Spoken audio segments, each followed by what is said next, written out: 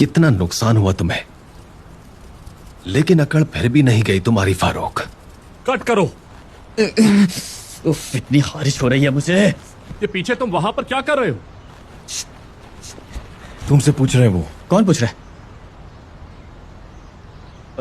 जी sir.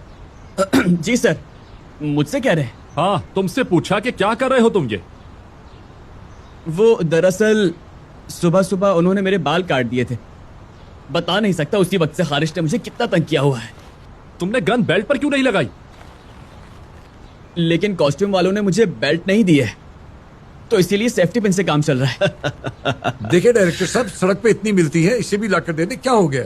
काम नहीं हो पाएगा, बार बार कट होगा और इसी तरह शाम हो जाएगी। नहीं नहीं सर, कुछ करता हूँ मैं। माजरत चाहता हूँ। ये बताओ कि तुम्हें ये पागल शख्स कहाँ से मिला है? एजेंसी वाले लेकर आए हैं। और चलो गन लगाओ अपनी बेल्ट पर, खुजाना बंद करो और जरा घुंडे बनकर दिखाओ। घुंडे लो, अब ये भी गिरा दी इसने। चीज क्या है ये? तो कैसे लगाऊं सर? बस कर दो बेटा, बहुत हो गया। तुम्हारी शुरू से वजह से करो। शॉट कंप्लीट जी नहीं हो पा ठीक रहा। है।